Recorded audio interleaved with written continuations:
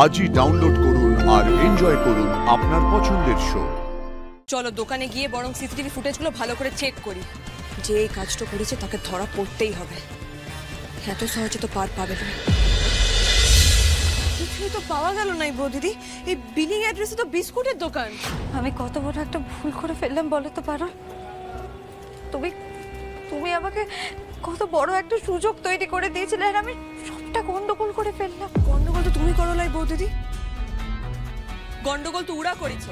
একটা ভুল অ্যাড্রেস দিয়েছে আর ভুল দামে জিনিসটা পারচেস করেছে। ওরা জানতো যে ওরা ভুলটা করেছে, সেই লিগে না ওরা ভয়ে আসল অ্যাড্রেসটা দেয় নাই।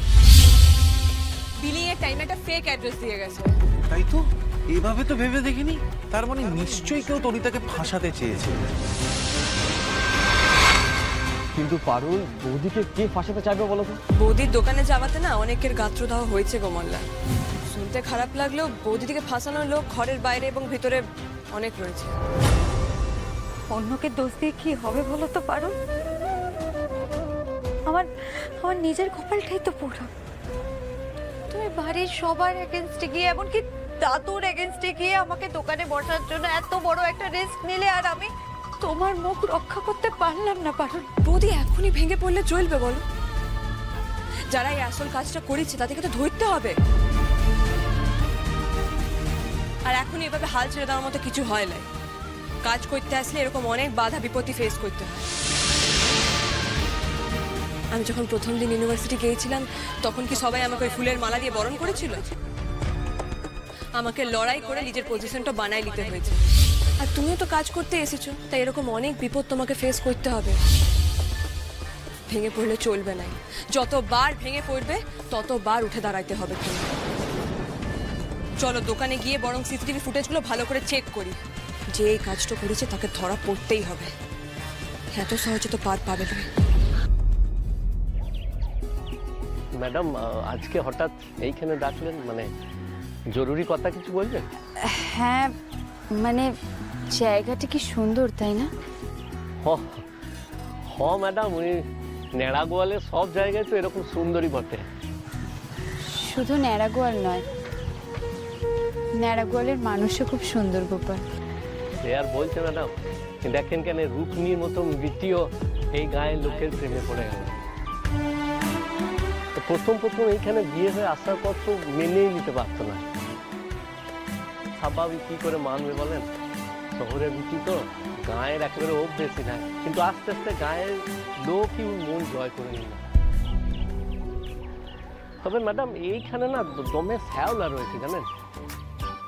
গত বছর কি হলো জানেন, ওই দামে 3টে ছেলে পা জড়িয়ে একবার এইখানে শেষ হয়ে গেল।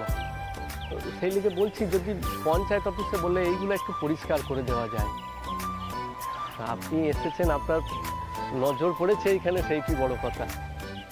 হে ভগবান, কি করে বোঝাই লোকটাকে। রূপনি অবশ্য বলছিল এই জায়গাটার কথা। এখানে সব এই গায়ের বিটিরা আসে সব কাপড় চোপড় ধুতে। আপনি কিছু ভাবছেন ম্যাডাম? না, সোজা কথা সোজাভাবে বলাই বেটার।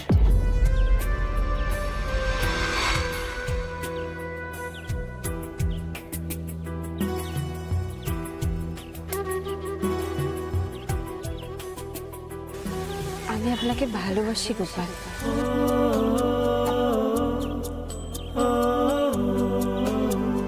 আর এটা বলতে এখানে ডেকেছি।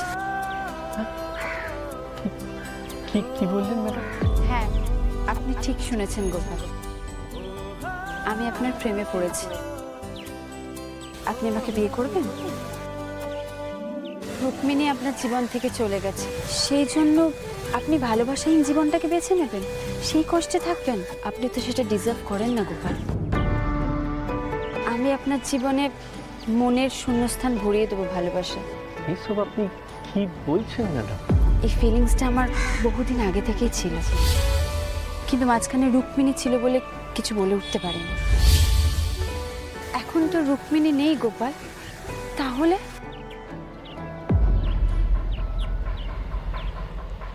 ম্যাডাম, একজন মানুষ এক জায়গা থেকে অন্য জায়গাতে চলে গেলে তার কি সবটুকু শেষ হয়ে যায়? তার স্মৃতি থেকে যায়, তার ছোঁয়া থেকে যায়, ভালোবাসা থেকে যায়, ফেরার আশাটাও থেকে যায়। রুক্মিণী ন্যাড়া গোয়ালে না থাকলেও আমার মনের মধ্যে রয়েছে ম্যাডাম। ওই সিংহাসনটাতে আমি কি করে আপনাকে বসাবো? ম্যাডাম, আমি আপনাকে রেসপেক্ট করি, কিন্তু এইভাবে কখনো আপনাকে তো দেখি নাই। যা আগে দেখেননি তা এখনো দেখতে চাইছেন না আপনি? এরকম তো কুয়োর ব্যাঙের গল্প শুনেছি গোপাল। আপনার কাছে সময় আছে, সুযোগ আছে, তাও আপনি জীবনটাকে একটু এগিয়ে বড় করে ভাববেন না? আপনি তবে এই লেগে আমাকে ডাকলেন ম্যাডাম। আমি ভাবছি গায়ের প্রকল্প। আপনার সরলতারই তো প্রেমে পড়েছি আমি গোপাল। কেন ম্যাডাম, কেন এইসব কথা বলছেন? আমার মতো একটা মানুষ, এরকম হাদা বুখা একটা মানুষ, তার প্রেমে কেউ পড়তে পারে?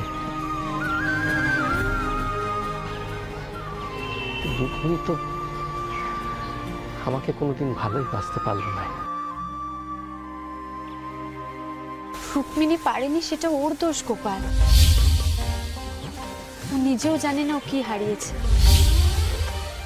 আপনার মতো সেন্সিটিভ, কেয়ারিং, ডিপেন্ডেবল মানুষই তো মেয়েরা চায়। একে বিটিও আমার থেকে অনেক বড় র্যাঙ্কে চাকরি করে, তারপর সুন্দরী, শহরের বিটি, স্মার্ট, ঠিক রুক্মিণীর মতো। আমিও তো রুক্মিণীর মতো শহরের মেয়ে। আমার তো আপনাকে নিয়ে কোনো অসুবিধা হচ্ছে না, তাহলে আপনার কেন আমাকে নিয়ে অসুবিধা হচ্ছে? সে আমাকে ভালোবাসে, তার মানে আমিও কোনো নারীর ভালোবাসা পেতে পারি? তারা নেই আপনি ভেবে আমাকে উত্তরটা দিন। আমি এখন আসছি ম্যাডাম।